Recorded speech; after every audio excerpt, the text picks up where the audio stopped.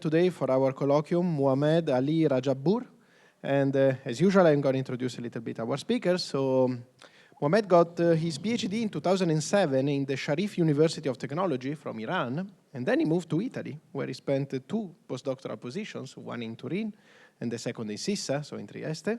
And finally, in 2012, he moved to Brazil. First, if I understood correctly, in USP as a postdoctoral fellow, right? And finally, in 2014, he became a faculty in the Universidade Federal Fluminense from Rio de Janeiro. Can I say that? Or What? Not really, right? Okay. Niterói, Rio de Janeiro. Niterói. Okay. Okay, yeah. Where he's right now as a faculty. So at the level of research, he started his career working on a different line of research, right? Mostly in conformal field theories. But then starting from, roughly speaking, 2012, he got interested in quantum information, quantum many-body systems, and these kind of topics that are relevant for the school.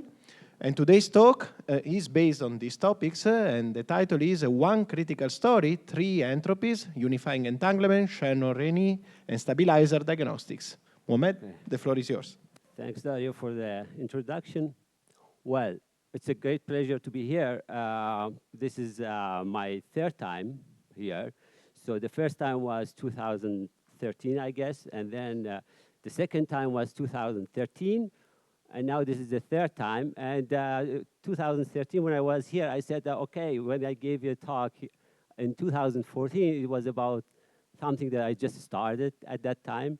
And then I said, okay, now finally I'm able to do a little bit of a calculation with those things. At that time, it was numerical. And then, well, now I'm coming here, and I have still something that kind of related to the same things that I was doing. I gave these talks like a couple of times before, but with some new developments, okay? So, the reason that I'm giving this talk is actually because of this recent things that I've done, and it was a little bit of a surprise for me, and it kind of opened a new avenue for me to be able to do some stuff that I thought is impossible to do 10 years ago, but now it looks like quite natural, and it's possible to do them. So this talk is gonna be based on mostly this work that I've done recently, and I will tell you a little bit that, wow, that actually a lot of these things are new for me too. And a little bit about the experiments that has been done a couple of years ago, and now it's gonna appear, and a couple of other works, and this part is gonna be about the ongoing work that I have with one of my collaborators. So my collaborators are Rényi from Augsburg University, a postdoc, and this is IBM group, which now they are totally scattered. Few of them are actually now in IBM, but the time that the experiment was done, they were doing there. And then very old, some people that I've been working with them in the last decades, and I will just flash some of those works again. So just curiosity, anybody knows what is this image? You know?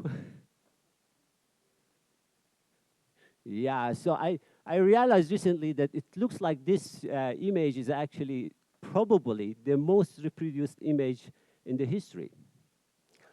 Yeah, well, it's a work by Hokusai from Japan, 1831, and it's called Great Wave of Kanagawa.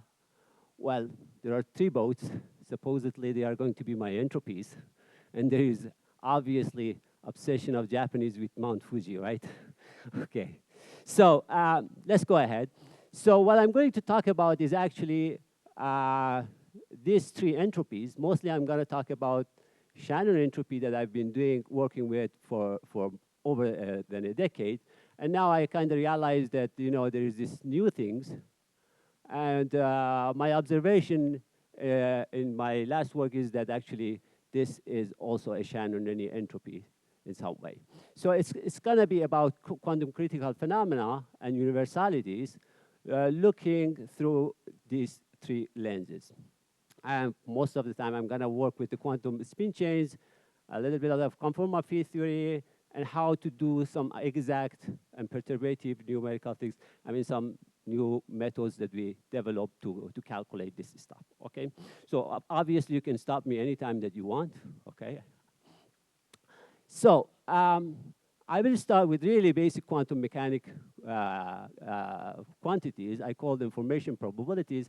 And then I will define what do I mean with Shannon, Rényi entropy. Well, I still don't know how to work with this. Entanglement entropy and stabilizer entropies, which people they got interested recently with this stabilizer entropies. Critical points are my interest, a little bit of experimental realizations, and the models that one can actually do some serious calculations are here. I'm gonna introduce you, and a little bit of CFD and a couple of methods that we develop how to do these calculations, which excite me quite a lot, because I feel like these kind of calculations can be useful for also for some other kind of problems, okay? So what is formation probability? Well, it's simple. It's just a simple quantum mechanics. You have a quantum state.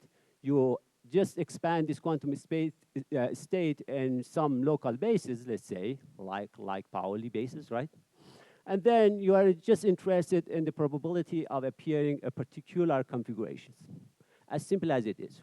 Okay, so it's so simple that people, they just ignore it most of the time. They think that it's not gonna show you too much, but actually at the critical point, for example, imagine this kind of configuration, right? You sit at the critical point, and you look to the probability of this guy in the many-body system, and what happens is that you end up to have some critical quantities here, which we call them universal boundary entropies. There are ways to connect this kind of things to conformal field theory, and you can actually, instead of having this kind of configuration, you may be interested in another configuration like this, and try to just calculate these things and see how they scale with the size of the system. And then this is gonna tell you something about the critical point, okay? As simple as it is. Well, you can do this. Just a minute. So that's just a constant. This gamma nu is just non-universal constant, but this S is something we call Affleck-Ludwig boundary entropy. It ends up to be related to that one. The capital L is the length, and it's the number of the qubits that you have. And this is something that I wanted to actually, I thought that the talk is going to start at 2:30, so I didn't have time to plot a few things that I wanted. Well, when I talk about periodic boundary condition, I mean this. When I talk about open boundary conditions, I mean this. When I talk about full system, I mean this. And when I talk about subsystem, I mean I have A, and then I have A bar. And in this case, I may have A bar for a finite system, and I may have infinite system like this, and think about A somewhere here, right? So in this case, the system is infinite, and then you have a subsystem. In this case, the system is finite. Here, I'm talking about, in this slide, I'm talking about the full system, but I will talk also about the subsystem too. When I say subsystem, I mean like probabilities in this part of the system, okay? Or here, okay? Sorry, but yeah.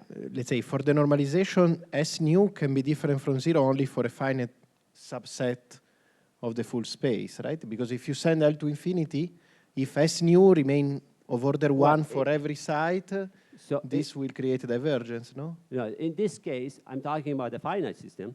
Okay. I will talk about the subsystem. And in this case, right, but you're saying that it doesn't scale. Yeah, what? You say that it doesn't scale. So in principle, sending L to infinity. I mean, I guess S nu is non-zero only for a finite part of the system, such that... No, S nu can be different numbers, and they are going to be dependent on the Affleck-Ludwig boundary entropy, which means the following, which means that if you have something like this, right? Well, obviously, you can have something like this in different bases, but this, from a randomization group point of view, it might flow to something, a particular boundary conditions in your conformal field theory, okay? For example, in the case of Ising model, it might flow to fixed or free boundary conditions, and depending on that, you may have a different numbers for this S, okay? So, for example, now let's take a subsystem.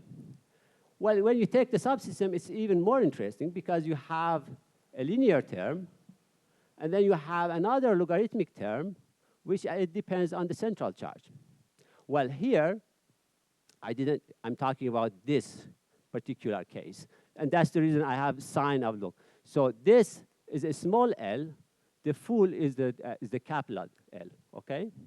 Now, if you look at this one, this is gonna tell you something about the central charge in your system, okay? Which is another funny, simple things, you know, it's just probabilities. I'm talking about the probabilities at the critical point, right? There's nothing strange here. So, yeah. Can you go back? Yeah. So where this equation comes from, this log of P nu? So this log of P nu is, P is the probability, okay? Is the probability of what? The probability of having in the subsystem, all of them, for example, up. Okay. Okay. Okay? And that means marginal probability, right? That means you don't care what is happening outside. Yeah. Okay, this is not interesting.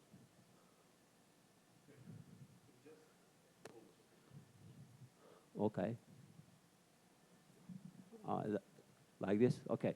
So, so you don't care what's happening outside, so you calculate the marginal probabilities of this guy being all up. So these are free spins, or they interact? How? Yes, they interact, obviously. They are conformal field theory. That means that you are at the critical point. So you have a ground state, which is a complicated thing, right? When you expand with respect to the local basis. And then you are interested how this kind of probabilities, they actually scale with the size of the subsystem. And that depends on the Hamiltonian of the system? Yes, obviously, you know, you can have a different Hamiltonians, you know, they can have different conformal, different central charge. You see, this is the number normally we are interested in, right? So given the Hamiltonian, you can compute all this A nu, C, A nu sub. Well, in practice, it's not. Well, the point is this formula is something we expect from conformal field theory, right? Now, if you take a critical discrete system, normally this is not possible to do it, I mean, analytically, right? So what you normally try to do is to do some numerics, right? But in some cases, it might be possible to do some analytical calculations, but I will come back to that part of the actual calculations, okay? But this is what we expect, and this is not gonna be just for this probability. You may have many, many different, sorry, not just these configurations. So you may have very different kind of configurations, and because of the randomization group, they may flow all to the same boundary conformal field theory. We call it boundary conformal field theory, and then you may always get here a central charge, but each time this A nu might be different, okay? No, I have nothing to do with Calabrese-Cardi. It has nothing to do with Calabrese-Cardi. But it does something to do with Cardi, okay? So, and this is how it comes with the conformal field theory things. From the conformal field theory perspective, this is really like you have, let's say in the periodic boundary condition, you have something like this, and then you make a slit here. And then you look at how this slit, depending on what kind of boundary condition you are actually imposing on this, then you are gonna have a conformal field theory. And then when you look to the free energy of this guy being here and not being here, you can reach to that formula that I just showed you, okay? this formula. So this is actually, the conformal field theory part is pretty old, okay? It goes back to, well, in a few years, it will be 4 decades. But it hasn't been appreciated to look from this perspective of formation probabilities that I'm talking about, okay? It's just the probabilities. So, of course, people, they also looked a little bit on over the years on this kind of probabilities at the critical points, and I just put some references here. The fourth one and the fifth one will come later again for some other reasons, okay? So what happened so far, I just said, let's sit at the critical point, take the ground state, write it in some local Pauli basis, look how the probability of particular configuration scales with the size of the system or size of the subsystem that you are picking. And that's gonna tell you something about your universality class. Basically, the C, S, critical exponents, these are the things that you're normally interested to find. And this simple quantity actually gives you those things. Okay, so let's go ahead. Now, you may say that, okay, I have a lot of probabilities. Let's put all of them together and see what happens, right?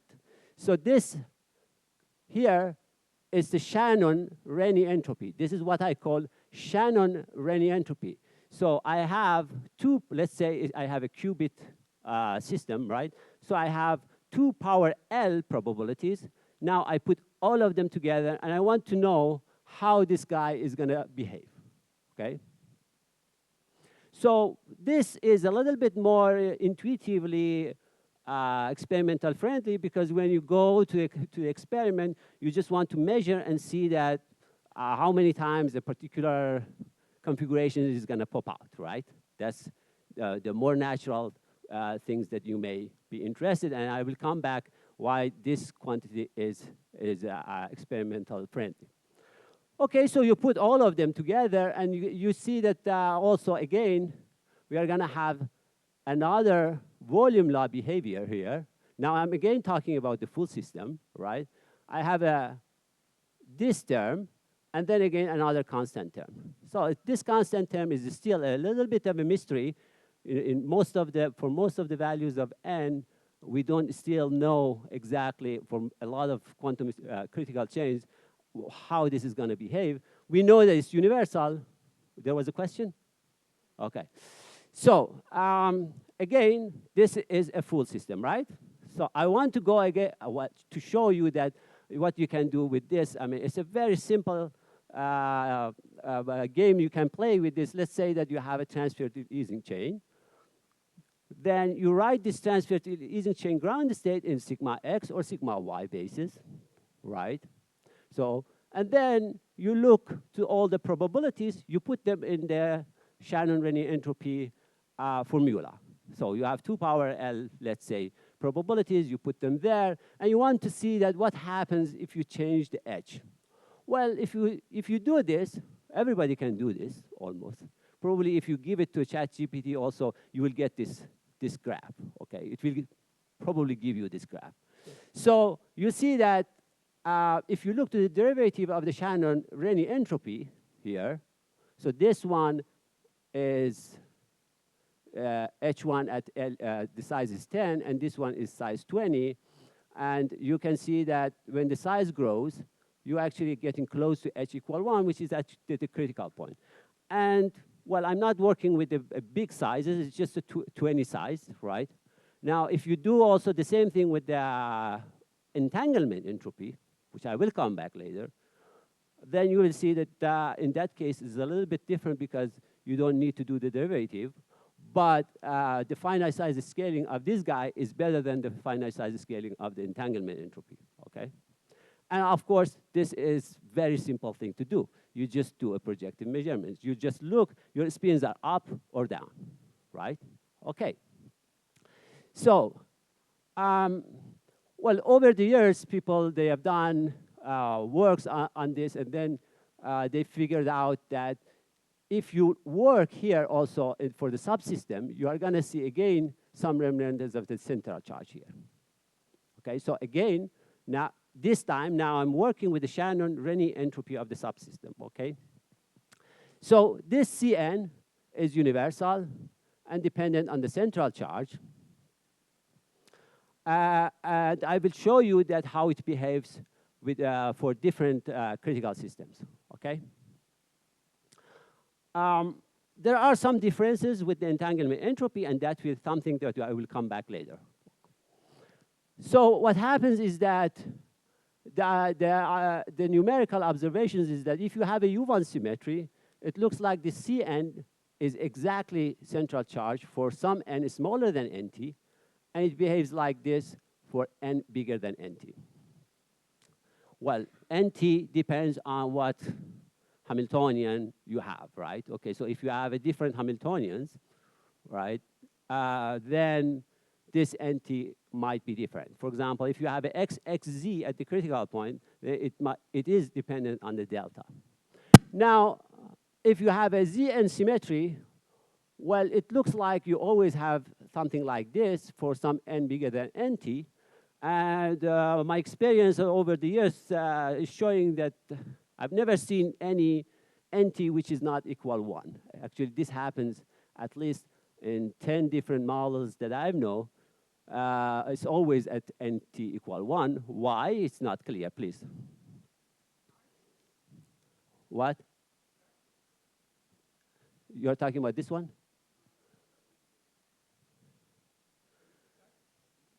And then it goes, when n reaches nt, it suddenly skips, and then it goes back up to c? Yes.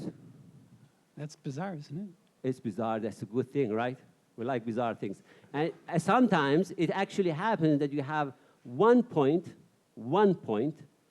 which behaves differently. And I will show you an example later. That actually, you can even have, at the, when the L size goes to infinity, you can have strange behaviors with even some isolated points. So it's discontinuous at n equals nt? Yes, yes. Okay. Another thing that look a bit worth of a comment. I mean, I understand that depends on the parameters of the model, so it depends on the Hamiltonian. A bit more surprising is that depends on the local basis, because you would expect that here should be an intrinsic property of the theory more than the local basis. So well, this is something that, you know, as always, there is a discussion, right? So what is I always come with this thing. What's the quantum field theory of the critical easing model? So quantum field theory of critical easing model, I mean, if you don't think about the conformal field theory, you always need to pick some degrees of freedom. And depending on what degrees of freedom you pick, you end up to have something different, right? So here, if you pick, for example, sigma z or sigma x, okay, in this particular case, it doesn't depend, this formula doesn't change. But you have infinite possibilities, right? And these infinite possibilities are, well, there is some sort of a renormalization argument might tell you that maybe, and that's actually related to this part of this story, maybe all of them at some level, they should flow to some sort of a conformal field theory and with some sort of this kind of behavior, right? But the point is, well, at least numerically, it doesn't look like possible to see it, because if you don't find some analytical method to calculate it, then the numerics show that you need to go very large sizes, and these are exponential things, right? Now, originally, I thought that there are just some bases that they actually flow to some conformal boundary conditions, right? Well, now I don't know somehow, because I'm able to do now large sizes for some other reasons, and sometimes some behaviors they show some scaling behavior for sizes like more than even 500, okay, which is not accessible. Now, the point is, if you pick some random bases, those random bases they may not they may not flow to some sort of a conformal boundary conditions, and you may not get something like this. So this is not strange, but I can also not rule out, right? It's a little bit of argument based on normalization group, and it's not proof. You need to really do actual calculations, right? Okay. Does it answer your question? Okay. So I have another question. Yeah, please. These are numerical results? Or analytical results? Yeah, so these are numerical results. So these are fitting formula, for instance, C times N over N minus 1. This is a fitting formula to the results? Yeah, well, so there are arguments. You can make a good argument that why something like this should happen. And the reason is the following. So when you have a critical system, when you look at your numerics, right, then you see that there are some probabilities that they appear with the high probabilities. So what happens is that those probabilities that they are large, when N is large, they dominate, right? So what happens is that at some N, these guys, they lock the whole sum to those particular probabilities because of some, if you think about some conformal field theory language, this N sheets, well, this N, when you talk about the Rényi entropy of N copies, then you can see that there are some boundary normalization group arguments that they actually force the whole entropy to get locked in just those probabilities. And that's the reason that this N over N minus 1 resembles exactly just having a Pmax power N in the formula of the Rényi entropy. Does it make sense? More or less, okay. And this looks like if you take almost any model, this more or less happens at some NT. Okay, so any other question? Okay, I'll go ahead and show you, so how do we do these things, right? So the best way to do this is by defining this quantity. So imagine I have this system, right? So I showed you that if I look to the Shannon entropy of this guy, this is going to be volume law. But I'm not interested in the volume law because the coefficient of the volume is actually just non-universal. So, but if I sum this one and subtract the whole, then that volume part disappears, and I end up with just a logarithmic part, right? So it's better to do numerics with that one, and that's what I call Rényi difference measure, okay? So you do that, and then you get this logarithmic part, and then the rest is you try to implement this to different models and see that what comes out of it, okay? So the one which I'm going to concentrate the most today, because this is something that it is probably the first one which is possible to do some calculations, okay? I will try to show you some exact results. So in this particular case, this is just a free fermionic model. We call this free fermionic model. Some people, they call free fermions when the BR is 0, but I call the quadratic fermionic Hamiltonians free fermions, okay? And you can solve this and find the ground state of something like this exactly for any A and B. And this is a diagonalization of the same guy, and this F appears here. This is a beautiful theory. So this F, which is a complex function, this Fz can be some polynomial, Laurent polynomial, and depending on what F appears after diagonalization of this guy, you are going to have a critical ground state or non-critical ground state. So for example, if Fz is z power n plus 1, then you see that this Fz has zeros on the unit circle. So whenever Fz has zeros on the unit circle, you can show that the gap closes and we have a critical system. So you can also write Fz something like this, Zm plus Z power minus M. And then it's possible to show that, well, still I'm struggling, that the central charge of this model is N over 2, and central charge of this guy is, well, I forgot, yeah, M, okay? So this one is N over 2, and this one is M, and N and M can be any integer number. So I'm talking about infinite systems, infinite critical systems, okay? For example, transfer field Ising chain is Z plus H. Z plus H.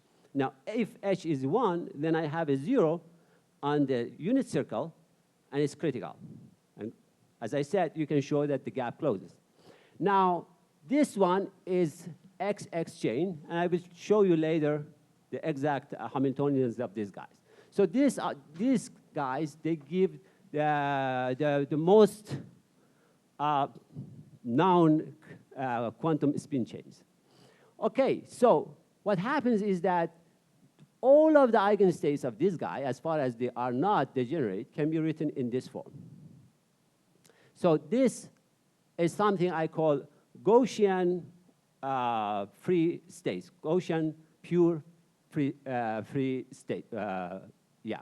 So this simplifies a lot, this story, and I will tell you how this actually simplifies. So this guy, if you try to expand this guy, because you remember, I'm interested in the probabilities of different configurations, right? So if you expand this guy, then you can get all the amplitudes of this state, and all of these amplitudes are going to be some sort of a Pfaffian formulas, okay? Well, if there are some sort of a Pfaffian formulas related to this antisymmetric matrix R, then I can write the Shannon-Rényi entropy like this. And I will define this carefully for you. So what is that Pfaffian that I wrote you? That's the sum over the powers of all the Pfaffians of submatrices that we have for that matrix. So what does that mean? So imagine I have something like this, 0, 0, 0, 0, A12, A13, A14, A23, A24, and it should be antisymmetric, right? 3, 4. It's just this number, because you take this submatrix and you calculate the Pfaffian of this guy, so you get this one, right? Or you calculate the Pfaffian of this with this and this. Each one of these Pfaffians that they come from submatrices of that matrix, they give one probability to you, okay?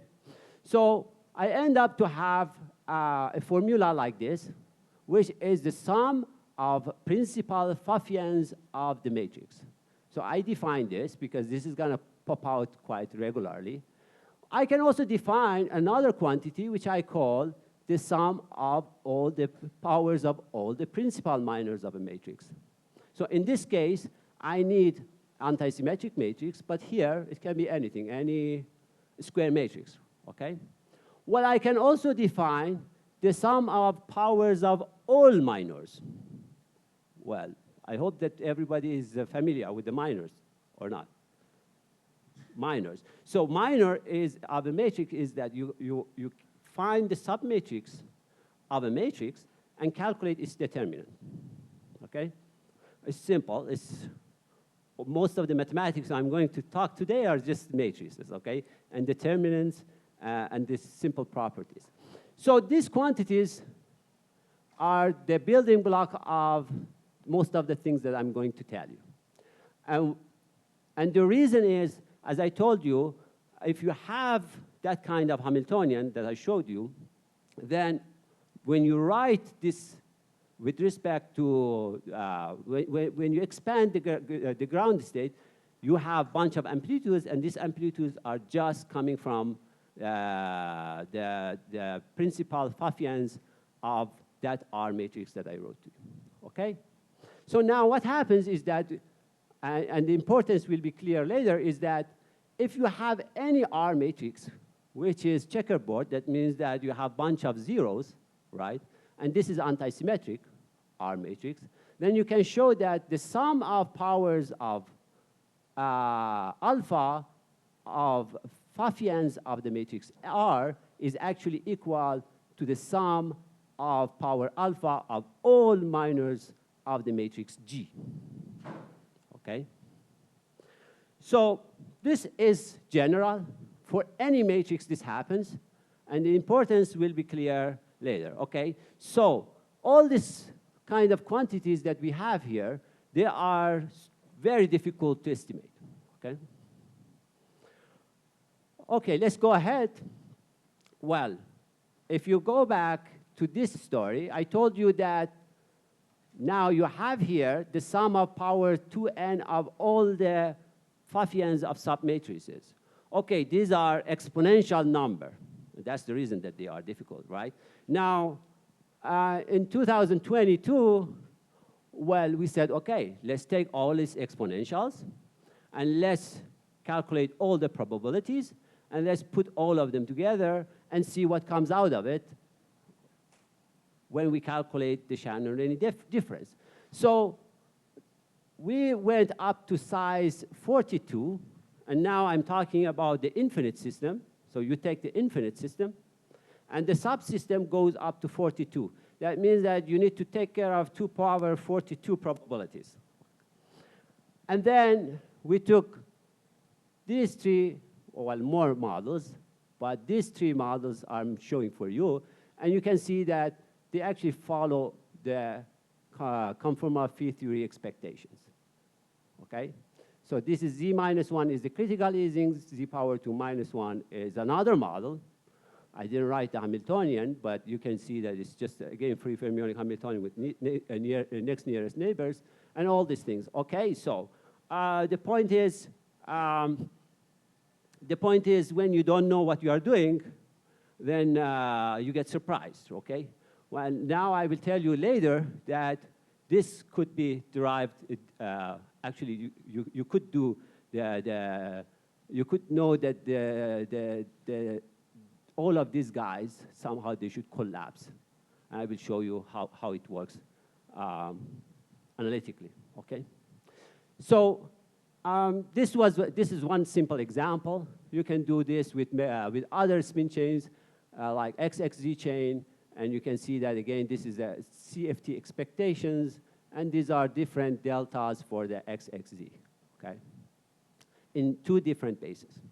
These are really old numerical things that we have done more than 10 years ago. So maybe I should give you a few references here. In my opinion, most of these things started with this paper in 2009. There are also some papers before, but this was a pretty pivotal. And then some other papers. This is a Sackley group. This is a Japanese group and Sackley. And then we entered to this game in 2013, okay? So, well, Cardi-Calabrese. So what is Cardi-Calabrese? Well, Cardi-Calabrese for me is the following. So you take the full system here, and then you have a subsystem. Well, I told you that Shannon-Rényi entropy is not even 0 for the full system. It was a volume law behavior, right? Now, if you take this setup and then try to do following. So I write, I'm interested in Shannon-Rényi entropy in local Pauli bases, right? But you may say that, okay, I'm interested in Schmidt bases. What does that mean? That means that you find the reduced density matrix here, you diagonalize it, and you consider that the diagonal elements are actually your probabilities. And then you put again those guys in the Shannon-Rényi entropy formula. What you get is what you call Cardi-Calabrese, although I call it Wilczek-Larsen-Holsey, because that was derived 10 years before. So what does that mean? That means that if you take Shannon-Rényi entropy and minimize it, this is a theorem. If you take the Shannon-Rényi entropy and minimize over all the possible bases, you are going to get the von Neumann-Rényi entropy, von Neumann-Rényi entanglement entropy. So this is something that we always struggle when we want to name all these quantities, because when we say Rényi entropy, people normally they go with this definition, their mind, because that's locked already in the last 30 years. But the way that I will distinguish them is that the following. I will say Shannon-Rényi entropy when I have those things that I told you so far. And when I have this guy, which is the minimization over all the bases, I will call it von Neumann-Rényi entanglement entropy, okay? Which is entanglement entropy if actually it's the full system is pure. So in this case, what you have is this entropy is here. There's the central charge. Well, what happened? What happened was that in the case that I started, there was a volume law behavior, right? That disappeared. So if you take a local basis, and if you calculate the Shannon-Rényi entropy of a subsystem, then you are going to have some volume law behavior. Now, if you work with some global basis, which is the Schmidt basis is the global basis, then you are going to have logarithmic behavior, okay? I hope that this part is clear. So this is something that is harder to measure because you need to work with a crazy basis, which is the Shannon, which is the Schmidt basis, okay? Now let's go to the experiment that these people, I mean, well, I was able to convince these people to do this measurement, which is actually, as I told you, pretty simple. Well, pretty simple in the sense that you just go, prepare the system, and then you do the local projective measurements, right? And then you see how, what's the frequency of each configuration, and then you put it in the Shannon-Rényi entropy. So, and here, these colleagues in IBM, they prepared the ground state of critical easing chain and XXZ chain, and then they did this projective measurements a couple of million times, and then they got some strings of configurations, and then you put them in the equations of the Shannon-Rényi entropy, and then you actually get something like this for the critical easing chain. So this is the result for the exact diagonalization. If you do exact diagonalization, you get something like this. The experiment shows something like this, and this is supposedly the CFT result, okay? This dashed line should be the central charge of easing. Well, the XXZ is a little bit better, especially in the sigma Z basis. You can see that the CFT result and the experiments, they are relatively good. Okay, what happens is here, probably the challenge that they had here was actually to prepare the state. This is the biggest challenge that they have. Preparing critical ground state is hard, apparently. If it was not critical, then they can go large sizes. They can probably even go 50, 60, or something like that, okay? But when it's a critical one, it's harder, please. Sorry, the green is the experiment, and what's the blue? So this green is the experiment. Yeah. Okay. So this ED is exact diagonalization. So you take the Hamiltonian, right? And then you really find for the same size that you are working in the experiment, and then you fit to that logarithmic behavior, and this is what the result that you get. Okay? Does that make sense? Well, the point is, you cannot do this. This gives you a little bit of an idea. Is it clear? Or? I guess so, but the green has an error bar, right? Green has the error bar. And sometimes the error bar doesn't even match with the exact diagonalization. What does that mean? Well, no, exact diagonalization is supposed to be exact. Is that what exact means? No, the exact diagonalization, okay, let me open this up. So you have this Hamiltonian, right? Yeah. First of all, you need to work with here L equal 12. That's the one that they get a good fidelity. Now the CFT results. I don't care about CFT. CFT is now for this guy, blah, blah, blah. when you calculate the ground state, you have a bunch of probabilities. These are exact probabilities. Okay. That I Okay? understand, but he's measured, the experiment is for L equals 12, right? Yeah, yes, this is for 12. And so the exact answer is ED, right? Yes. And the error bar is smaller than the error. So the experiment The has a small, problem. the error bar of what is small? You Well, are I talking about assume this that one. I assume that means error bar, right? That black thing, isn't that the error You are bar? talking about this one. In the green, there's an error bar, right? That's what that black little Yeah, thing this is. error bar, you mean? Yeah, the error bar doesn't. Up is more evident. Here. So Yes. that error bar is far away from the real results. So Yes, obviously. Obviously, the reason is that, as I told you, so in the exact diagonalization, you have exact probabilities. But in the experiment, you don't have exact probabilities. That's one thing. Even if your preparation was perfect preparation, still, you can, to get the probabilities exactly, you need to do infinite number of experiments, which is not. I And on understand, top but I of thought that, that's what error bar is. but yeah, I think I can rephrase. maybe I don't get the question. Maybe I don't know what error bar means. I thought error bar means that's. The real results fall within an error bar. Right? Yeah. Here, the real result doesn't fall. So that indicates that probably the error bar is a poor error bar. There's a bias. Yes. Well, let me tell you that. Let me tell you the source of the error. I would be So bothered by that means two things. First of all, the ground state is not prepared correctly. Okay, so if the ground state is not prepared correctly, then you are going to have some problems. On top of that, apparently your system, well, that's what this experimentalist they tell me. So apparently the state that they have is not even a pure state. It's actually a mixed state because it's not prepared properly.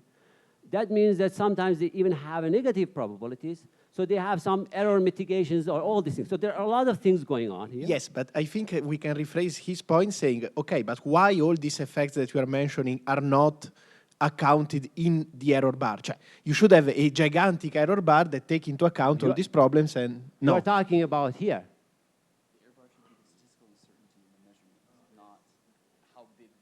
Ah, okay, okay, okay. I don't know. Oh, yeah. Are we in peace now? Okay. So,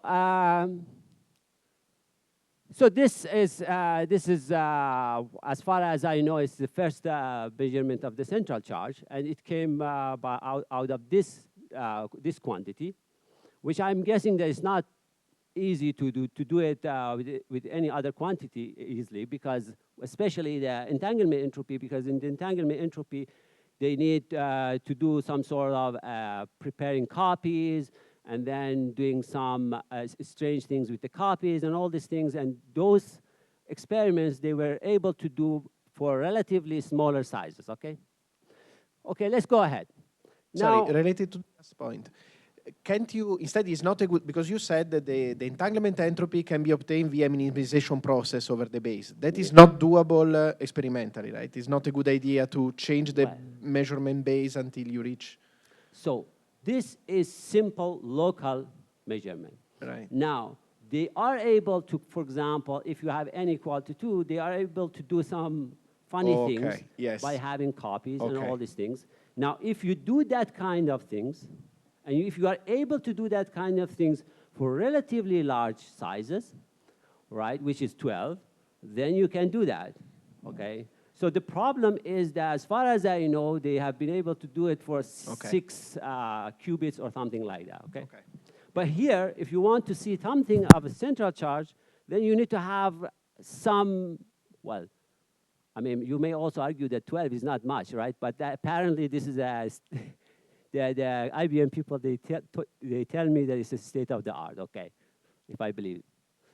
Okay, so let's go for the third Rényi entropy. So this is something that I got to know last year, but somehow I wasn't convinced that it is relevant to me, at least, for the reasons that I will tell you. But then something happened, and I got interested, and that's really the new thing that I want to tell you, because all of these things were a little bit old. So what happens is that beginning of 2000, people started getting very interested in the entanglement entropy in the quantum phase transition community because of multiple reasons, because it was showing the phase transition, critical exponents, central charge, and all these things. But originally, people that they were working with this entanglement entropy, they were also people that they were interested in the quantum computations. They were saying that, okay, if you want to do quantum computation, you need entanglement. Apparently, even that time, they knew that entanglement is not necessarily enough. You need also some sort of a non-stabilizerness. So they were saying that, okay, if you have stabilizer states, you cannot do much quantum computation with that. And well, I learned this recently, but apparently this is as old as 25, 30 years. But in recent time, they said that, okay, we started working with entanglement entropy in quantum phase transition language, and we got some success. So let's do stabilizer Rényi entropy. So I will define it soon, okay? And why? As I told you, apparently, if you want to do quantum computation, you need not only entanglement, you need also non-stabilizerness. And stabilizer Rényi entropy is also a measure of non-stabilizerness. Well, the reason that I was a little bit skeptical was that the stabilizer Rényi entropy, well, entanglement entropy, let's go first with entanglement entropy. If you have a product state 0, stabilizer states they can have large entanglement, and Gaussian states also, they can have large entanglement. Now, what was happening was stabilizer Rényi entropy, even for product states, can be large. Now, for stabilizer states, it's 0, right? But for Gaussian states, it was large. So the natural things for me was like, if this entropy is large for Gaussian states, right?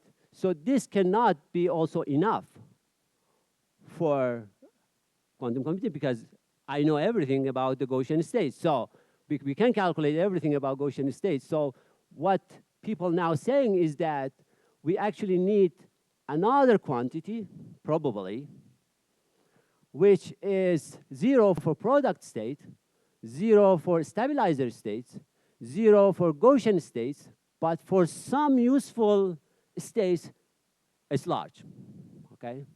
What is this X? You can make some trivial quantities, but I will not enter to this game. So this was the reason I wasn't much excited about this story, but I will tell you why I got this, excited later a little bit. Okay, any questions about this part?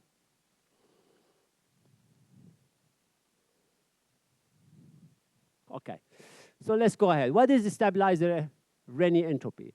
So you have the rho, a matrix, the density matrix. So you expand this density matrix with respect to this Pauli operators. What are the Pauli operators? So you have 1, sigma x, sigma y, sigma z, right? You multiply all of these guys. If, let's say you have L qubits, right? Then you multiply all of them, all of the patterns that it's possible, right? 4 power n of them are possible. And this Pn is all of these Pauli strings. They call them Pauli strings. Now, if you have a row, you expand it, and then these guys, you have a bunch of numbers here, right? Out of these numbers, you can actually take out a probability distribution like this. So this is a trace of P rho power 2, trace of, and this you needed to have a normalization of your distribution, okay? And out of this, you can define again a Rényi entropy. So this Rényi entropy is now 0 for all the stabilizer states, which supposedly useless for quantum computation, okay? And it gives you some other values for the states that they are not a stabilizer. And they were able to prove some useful properties for this entropy that I listed here. But as I said, I mean, this is not gonna tell us that if you calculate a state, and if you calculate this quantity for a state, and if it was large, that doesn't mean that it's gonna be useful for quantum computation. Okay, anyway, so this is the third definition, and it's defined here, and they prove some properties. So this was apparently the origin of the excitement about this, again, in this community of quantum many-body and phase transitions about the stabilizerness in the critical systems. Okay.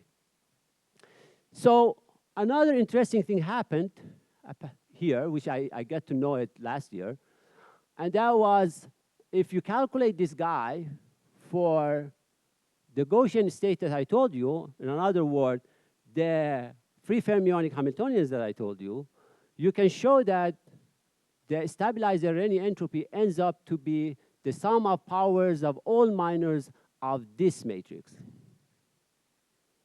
Okay? Okay, so I like this kind of stuff. I like minors.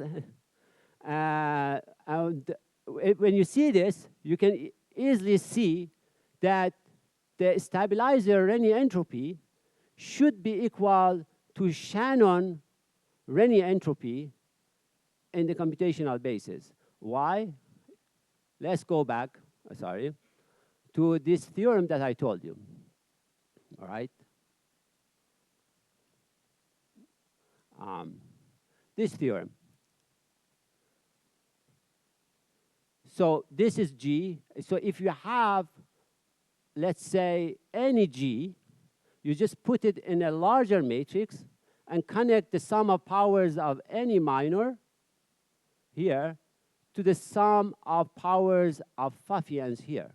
Okay. So this doesn't necessarily help, but I will tell you what happens, which was a surprise for me at the beginning. And that was the following. Imagine I have an XY quantum chain. So this is the XY quantum chain. It is critical at gamma equal to 0 with h smaller than 1. And also it is a critical easing chain when gamma and h is equal to 1. So what happens is the following. So this is the G matrix of periodic boundary condition for the easing. This is G matrix of open boundary condition for easing. And these are the R matrices for the XX chain. Well, kind of surprisingly, this G matrix and the R matrix are exactly related the way that I showed you in the theorem. What? Okay. So I'll just 5-10 minutes. Okay. So this was a surprise for me, and it actually helped to be able to calculate the stabilizer Rényi entropy, which was apparently difficult for people to calculate using the techniques of using the things that I already knew about the Shannon Rényi entropy. So everything fitted somehow, and then these are the exact results for the stabilizer Rényi entropy in the easing case. Okay.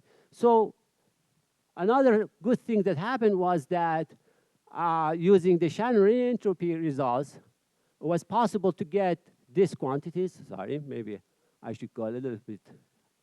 I'm going fast a little bit. So this is a property that we expect for the stabilizer Rényi entropy at the critical point, and then this connection helped to find this C and B exactly for the easing case.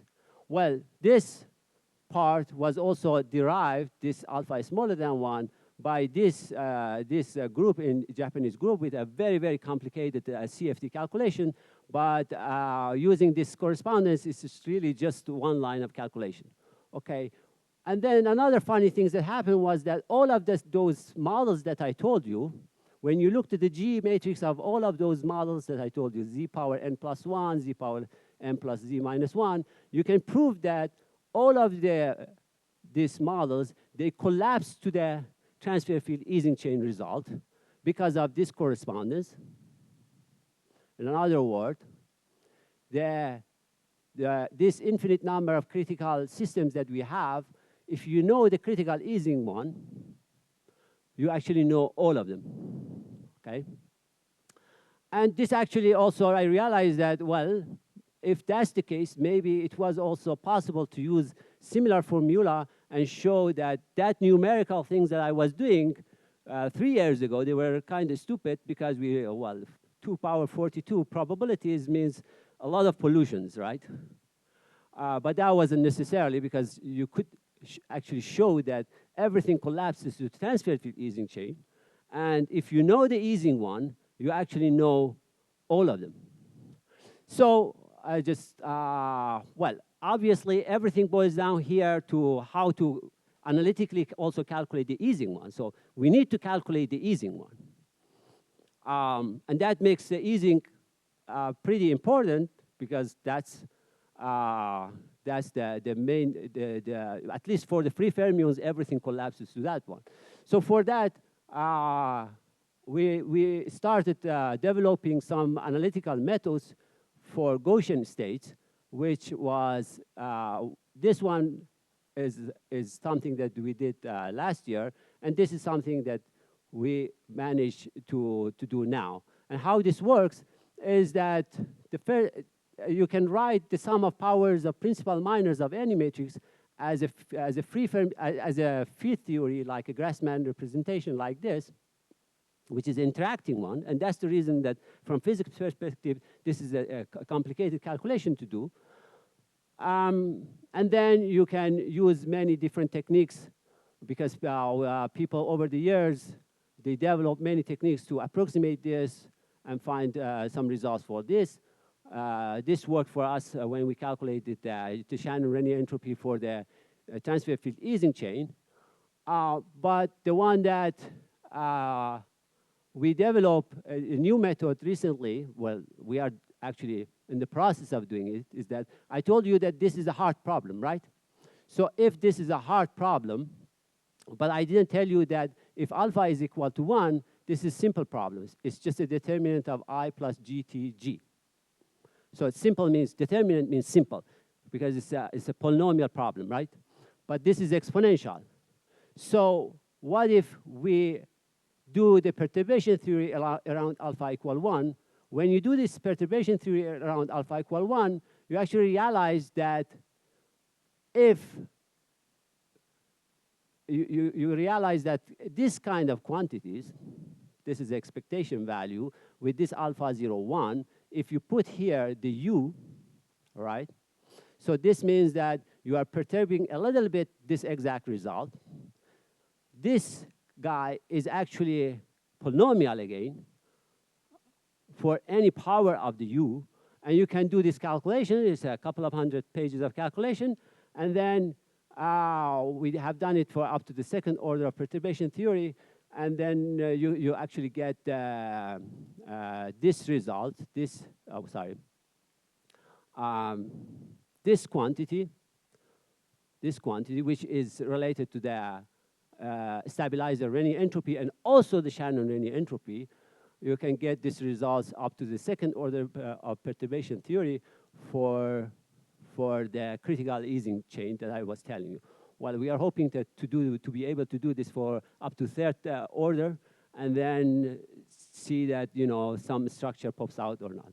Okay, so I told you a little bit about the Shannon stabilizer. There were 3 different entropies: Shannon, stabilizer Rényi entropies, and entanglement entropy. Entanglement entropy, I didn't tell much about it because, as I told you, it fits here.